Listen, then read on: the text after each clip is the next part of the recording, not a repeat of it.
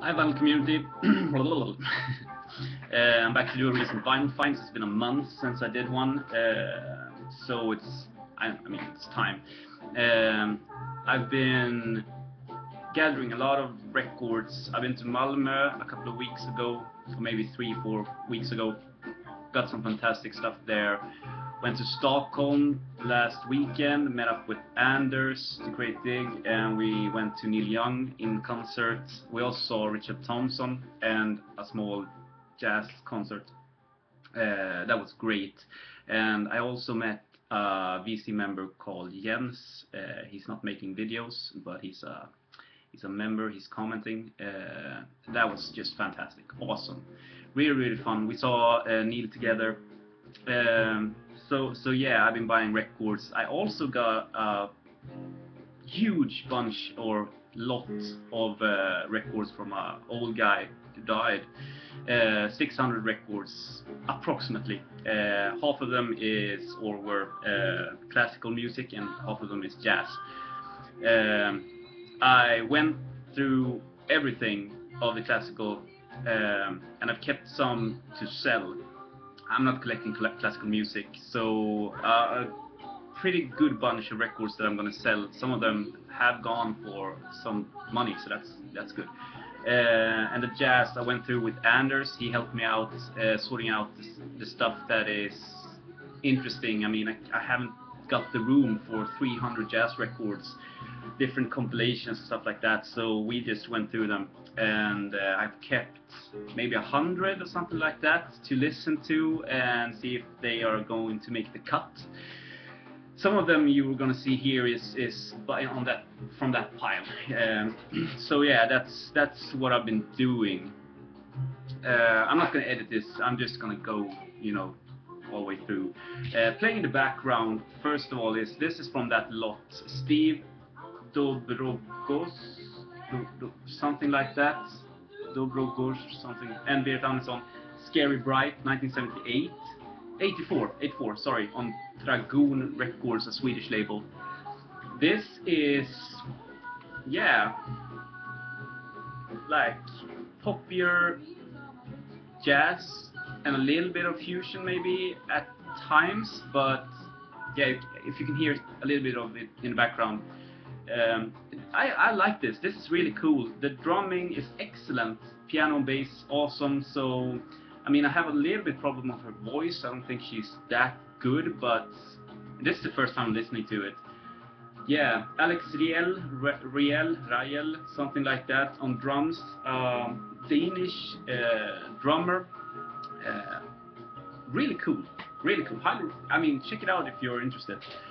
Two records that didn't make the cut that I'm gonna get rid of in some sort of way. It's A Breeze by Perlman and Previn. They are classical musicians, but they play in this case they play with Jim Hall, the guitarist, and Red Mitchell. But this was just too it's boring. I didn't like the record at all. It's too boring. Nice, smooth violin play by Previn, I think, and I mean the bass and the guitar, okay, but it's not making the cut. And this too, Tore Erling på nytt on Odeon, 1971, 2, 3, somewhere along that line, 72. I mean, Odeon has released some great, fantastic jazz, and I mean, the Doris record is on Odeon from this time period, so I mean, I had to listen to it at least. Arne Romnerius, Lennart Åberg, Sture Åkerberg, Bengt Hallberg on piano, Igor Johansson on drums. So I mean, there's Bjarne Nerum. There's some people here that's interesting, but yeah, it's too much of a big band, smooth kind of jazz, not my bag at all. So to the ones that I got this in Stockholm. Anders told me about this and I jumped on it right away. He didn't want it, so Evangelis the Dragon. This is launched like 1981, yeah, or 78, something like that. But it was originally recorded in 1971, I think, for the BYG label. But those guys didn't put put it out, and it got stuck in the warehouse or something like that. When BYG went bankrupt, Warner or some other label bought their catalog and released this without Vangelis' approval. So he ended up suing Warner or whoever put it out there. And that's a shame, because this is just fantastic. If you like the kind of Vangelis from the Aphrodite's Child period, this almost fantastic melodies, drony almost, like just going. This is a monster of a record, highly recommended, and not too expensive either. So I mean, jump on, if you're a prog fan, jump on that one. It's fantastic. Next one, this is also from the lot, Ben Webster at the Renaissance, with Jimmy Rolls, Jim Hall, Red Mitchell, and Frank Butler. This particular issue is from 1989, but it was recorded in 1960 live in concert. There's a bunch of issues of this, like high-end stuff with 45 RPM. This is an ordinary release, and I had a little bit problem with the recording quality or the press, I don't know, but seemed to like be a little bit sketchy. But the music is fantastic. I really like this, so this is definitely a keeper. I mean, free record with that lineup. Jim Hall plays great on this one, and Webster has that kind of fat sax sound, really fat sax sound. So yeah, keeper. This was also from the lot, Sax Appeal, Nils Lindberg's septet featuring Lars Gullin.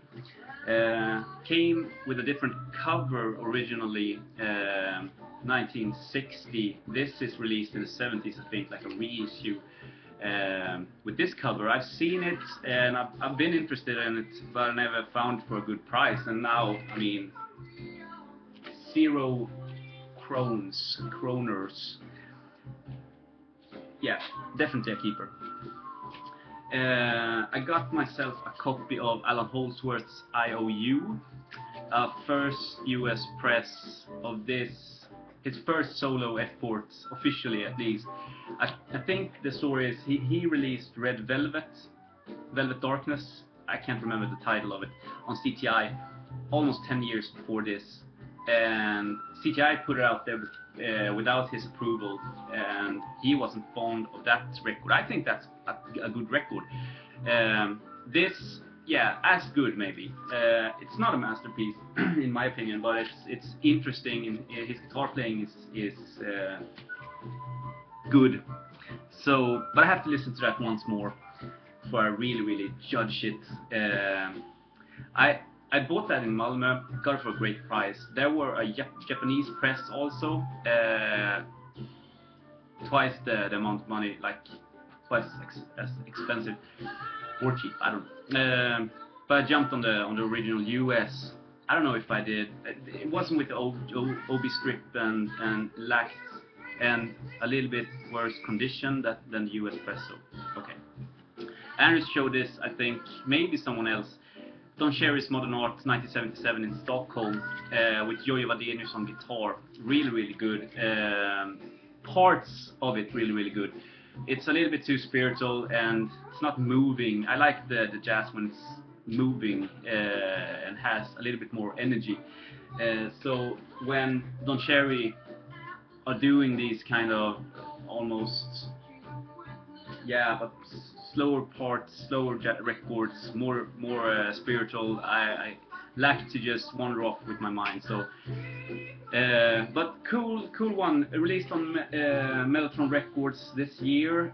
I got the black version, 700 copies, and there's a cherry red version also, 300 copies limited. So jump on that if you're interested.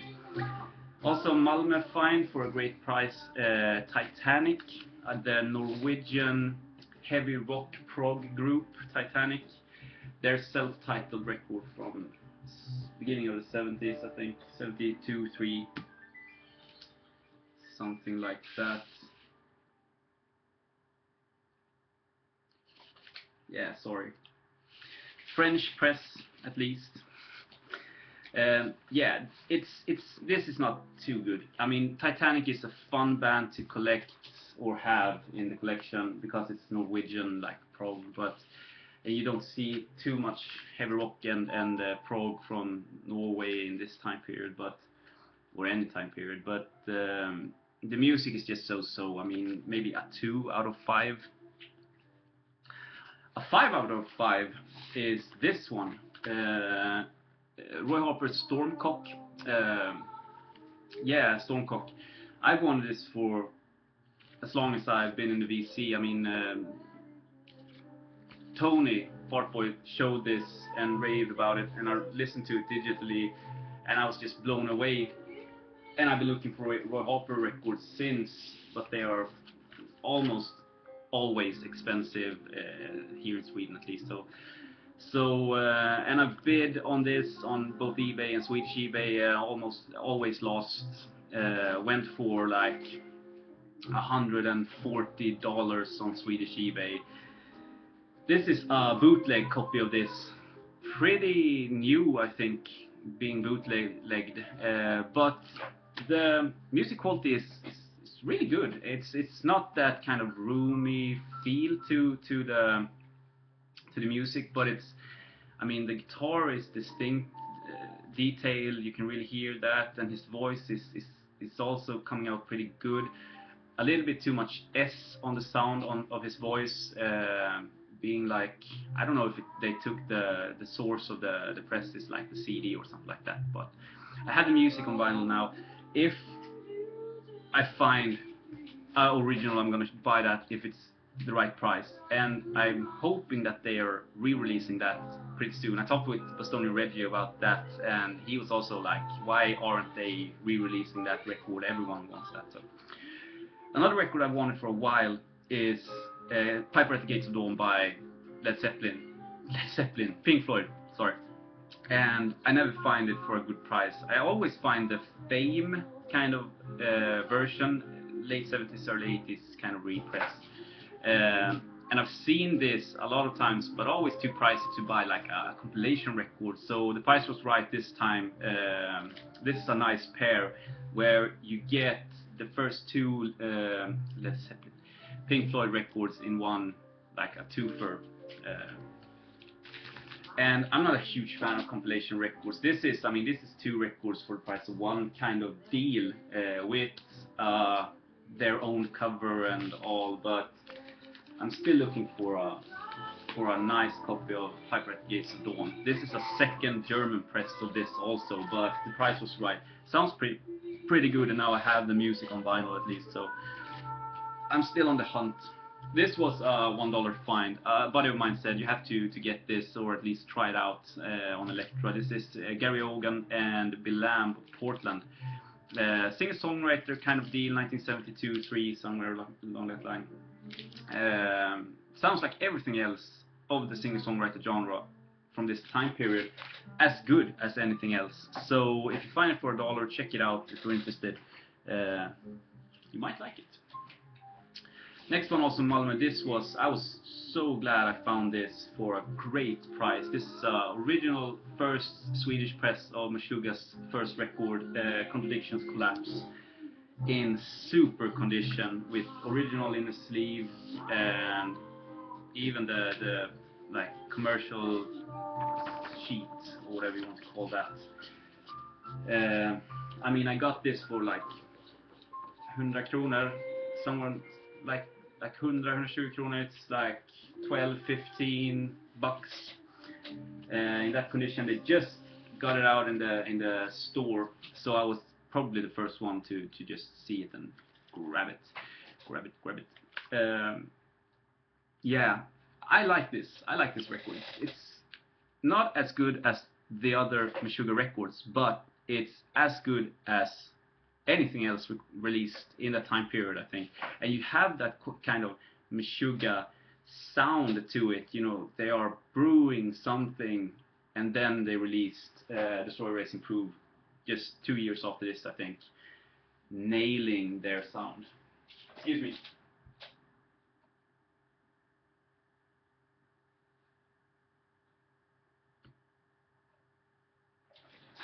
So yeah, I mean, no brainer. I got it right away. Yusef Lateef, The Gentle Giant, 1972 on Atlantic, US Press. This was okay. It's a keeper in the collection for now, but yeah, got it dirt cheap, so I had to just snag that one. And the last one, we're on 15 minutes, shit. The last one, Jonas Hellborg, Axis.